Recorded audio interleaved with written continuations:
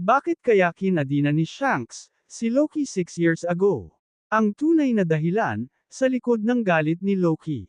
Ipinakita ng latest chapter kung gaano kadelikado magwala si Loki matapos makuha ang legendary Devil Fruit.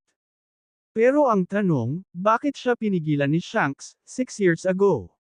Duwag ba si Shanks, o inililigtas lang niya si Loki sa tiyak na kamatayan? Sa pinakabagong kabanata ng manga, nasaksihan natin ang tunay na lakas ni Loki, matapos niyang makuha ang isang legendary Devil Fruit, isang kapangyarihang hindi nagawang makuha ng kahit sinong giant sa loob ng daan-daang taon. Ang una niyang napagbuntungan ng lakas na ito ay ang sarili niyang ama na si King Harold. Bagamat mukhang traidor sa unang tingin, malinaw na labag ito sa loob ni Loki. Alam niya na si Harold ay kontrolado lamang ni Imo, kaya nagawa nitong saktan ang sariling anak at ang mga giants ng Elbaf. Dahil dito, lumalabas ang isang posibleng dahilan kung bakit hinuli at kinadina ni Shanks si Loki 6 years ago. Posible kayang matapos ang pagkamatay ni Harold, ay nagplano si Loki na sugulin ang Mary Joyce, at ang world government. Kung iisipin, si Shanks ang isa sa mga piratang pinakaalam, ang tunay na lakas ng world government. Siya mismo ay may koneksyon sa kanila, at alam niya na kahit sina Roger, Garp, Whitebeard, Kaido, Big Mom, at Rox D. Zebek, ay nabigo laban sa kapangyarihan ni Imo, at ng Great One.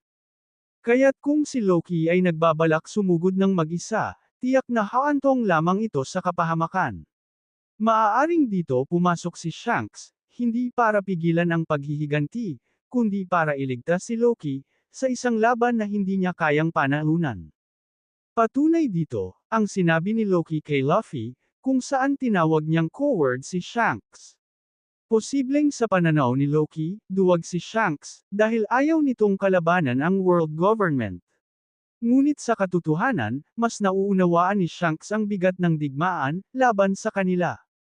Pinili ni Shanks na ikadina si Loki at panatilihin ito sa Elbaf, mas ligtas kaysa hayaang mamatay ito sa walang saysay na paghihiganti.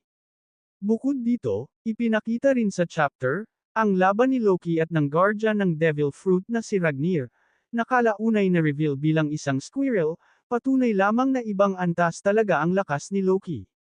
Sa huling bahagi ng flashback, mas lalong naging emosyonal ang kwento, nang mapilitang patayin ni Loki, ang sarili niyang ama, kasabay ng mga salitang I love you. Isang patunay na sa kabila ng malamig niyang imahe, may natitira pa ring pagmamahal, sa kanyang puso. Ngayon sa kasalukuyang timeline, dala ni Loki ang galit, lungkot, at pagkawala ng lahat ng mahalaga sa kanya.